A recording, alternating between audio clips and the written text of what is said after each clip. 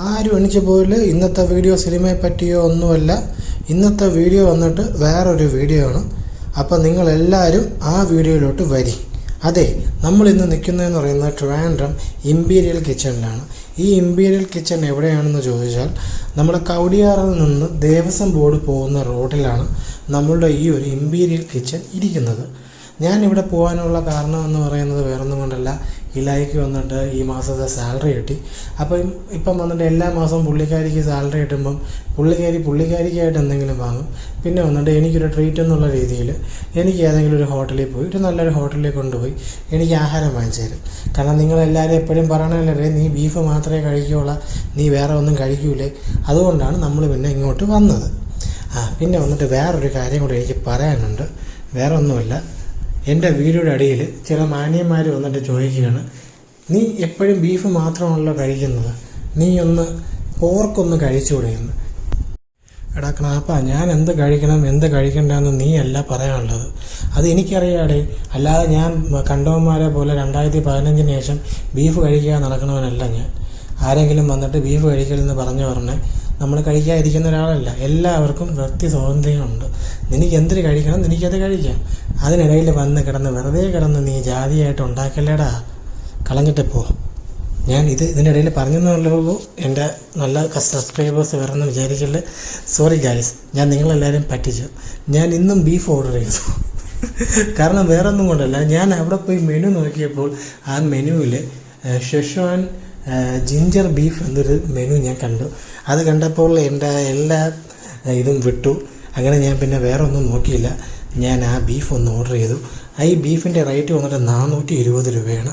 ഇത് വന്നിട്ട് നമ്മളുടെ ക്ലാസിക് ഫ്രൈഡ് റൈസാണ്, ചിക്കൻ ഫ്രൈഡ് റൈസാണ്.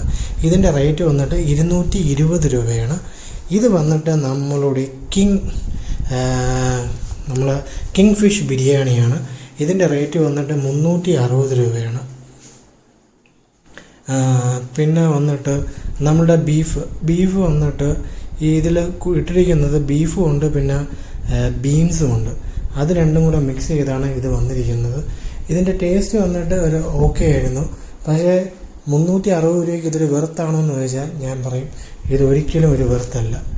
പക്ഷേ കുഴപ്പമില്ല. പിന്നെ വേറൊരു കാര്യം, നമ്മൾ പിന്നെ ഇരിക്കുന്ന ഇമ്പീരിയൽ കിച്ചണിലാണ്. നമ്മൾ പിന്നെ അവിടെ കൂടുതൽ പറഞ്ഞിട്ട് കാര്യമില്ല. പിന്നെ ഇത് വന്നിട്ട് ചിക്കൻ ഫ്രൈഡ് റൈസാണ്. ചിക്കൻ ഫ്രൈഡ് റൈസിൻ്റെ ടേസ്റ്റ് വന്നിട്ട് ജസ്റ്റ് ഓക്കെ എന്ന് ഞാൻ പറയുള്ളൂ, അല്ലാതെ ഒരു വോവോ കാര്യങ്ങളൊന്നുമല്ല. പിന്നെ വന്നിട്ട് റേറ്റ് ഐ ആം ഹാപ്പി. കാരണം 220 രൂപയാണ്. പിന്നെ നമുക്കറിയാമല്ലോ ഇമ്പീരിയൽ കിച്ചൺ എന്ന് പറയുമ്പം അവർക്ക് അവരുടേതായിട്ടുള്ള ഒരു എമൗണ്ടും കാര്യങ്ങളൊക്കെ ഉണ്ട്. അപ്പോൾ വെറുതെ പോയി ഡെയിലി 100 രൂപയ്ക്ക് ബീഫ് കഴിക്കണ എനിക്ക് ഇവിടെ വന്ന് കഴിക്കുമ്പോൾ ഇങ്ങനെയൊക്കെ തോന്നും. അത് കുഴപ്പമില്ല, ഞാൻ ജസ്റ്റ് പറയുന്നുള്ളേ ഉള്ളൂ.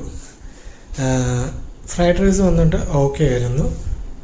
പിന്നെ ബീഫ് ഞാൻ പറഞ്ഞല്ലോ, ബീഫ് വന്നിട്ട് അത് വന്നിട്ട് ബീൻസാണ്, പച്ച ബീൻസും കൂടെയാണ് ആ ബീഫിൻ്റെ ഇടയിൽ അവർ മിക്സ് ചെയ്തിരിക്കുന്നത്. ബീഫിൻ്റെ ടേസ്റ്റ് ഓക്കെ ആയിരുന്നു. പിന്നെ ഞാൻ ഭയങ്കര എക്സ്പെക്റ്റേഷനോടെയാണ് ഞാൻ അവിടുത്തെ കിങ് ഫിഷ് ബിരിയാണി ഞാൻ ഓർഡർ ചെയ്തത്. കാരണം എനിക്കൊരു പ്രതീക്ഷ ഉണ്ടായിരുന്നു കിങ് ഫിഷ് ബിരിയാണി സൂപ്പർ ആയിരിക്കും എന്നുള്ളത്.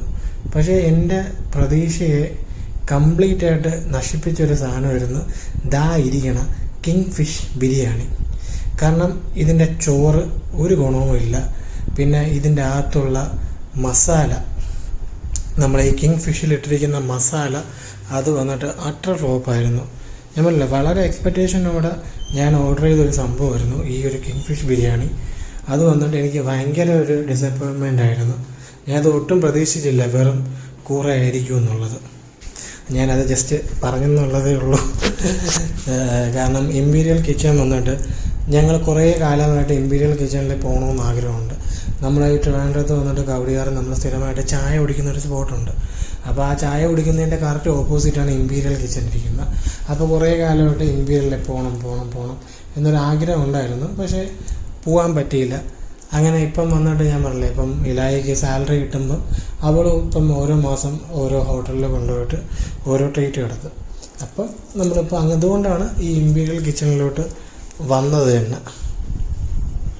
പിന്നെ അവിടുത്തെ ആംബിയൻസും കാര്യങ്ങളും ഞാനൊരു പ്രതീക്ഷിച്ച ആ ഒരു ലെവലില്ലായിരുന്നു.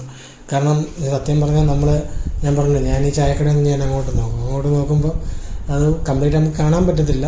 പിന്നെ ഇടയ്ക്ക് വന്നിട്ട് എൻ്റെ ഒരു ഫ്രണ്ടും കൂടെ അവിടെ പോയിട്ടുണ്ട്. അപ്പോൾ പുള്ളിക്കാരൻ പറഞ്ഞ് കാക്ക ഒരു രക്ഷയില്ല കാക്ക, സൂപ്പറാണ് കാക്കാന്നൊക്കെ പറഞ്ഞാൽ അതിനെ പൊക്കി വെച്ച്. പക്ഷേ അവൻ്റെ ക്ലിയറായിട്ട് പറയുന്നത് കാക്ക ബിരിയാണി കൊള്ളൂല, നിങ്ങൾ ഓർഡർ ചെയ്യില്ലെന്ന്. ഇതാണ് നമ്മളുടെ റോയൽ ഫലൂഡ. സംഭവം വന്നിട്ട് കൊള്ളായിരുന്നു. 210 രൂപയാണ് ഇതിൻ്റെ റേറ്റ്. സംഭവം വന്നിട്ട് വെറുത്തായിരുന്നു. ഞാനും എല്ലാവരും കൂടെ ഷെയർ ചെയ്ത് കഴിച്ചായിരുന്നു. 2 പേർക്ക് കഴിക്കാനുള്ളൊരു എമൗണ്ട് ഉണ്ട്. പിന്നെ ഞാൻ വീണ്ടും പറയുന്നു, ഇത് സത്യം പറഞ്ഞാൽ ഇവരെ ഒരു എമൗണ്ട് സത്യം പറഞ്ഞാൽ അത് വലിയൊരു എമൗണ്ടേ അല്ല. കാരണം അവർക്കൊരു ക്വാളിറ്റിയും കാര്യങ്ങളൊക്കെ ഉള്ളതുകൊണ്ട് ആ ഒരു എമൗണ്ട് വെച്ചിട്ട് ഇപ്പം ഒരു സാധാരണക്കാരന് പോകുമ്പം മാത്രമേ അത് ഭയങ്കര എമൗണ്ടായിട്ട് തോന്നുള്ളൂ. കാരണം ഇപ്പം വന്നിട്ട് സാധാരണക്കാരനോ വലിയവനൊന്നും ഇല്ലല്ലോ. ഞാൻ പറഞ്ഞില്ലേ, ഞാനിപ്പം 100 രൂപയ്ക്ക് ബീഫ് കഴിക്കുന്നതുകൊണ്ട് ഇത്രയൊരു പൈസ മുടക്കിക്കൊണ്ടുള്ളൊരു വിഷമം എന്നുള്ളതേ ഉള്ളൂ. അല്ലാതെ വെറുത്താണ്. എന്തായാലും ഒരു പ്രാവശ്യം നമ്മൾ പോയി എക്സ്പീരിയൻസ് ചെയ്യണം. കാരണം നമ്മൾ ഈ വലിയ വലിയ ഹോട്ടൽ കാണുമ്പോൾ നമുക്കൊരു പേടിയാണ്, നമുക്കിവിടെ കയറാൻ പറ്റില്ല എന്നൊക്കെ ഒരു പേടിയാണ്. അപ്പോൾ അങ്ങനെയൊന്നുമില്ല, ആർക്കും വേണമെങ്കിലും കയറാം. അപ്പോൾ എന്തായാലും ഒരു പ്രാവശ്യം നിങ്ങൾ എക്സ്പീരിയൻസ് ചെയ്യണം. ഇതാണ് ഞങ്ങൾ കഴിച്ച ഫുഡിൻ്റെ ബില്ലും കാര്യങ്ങളും ഒക്കെ. സോ ഒരു പ്രാവശ്യം പറഞ്ഞു. പിന്നെ വന്നിട്ട് എനിക്കിതിലൊരു അബദ്ധം പറ്റിപ്പോയെന്ന് പറഞ്ഞാൽ ഇവർക്ക് വന്നിട്ട് വാലറ്റ് പാർക്കിംഗ് ആണ്.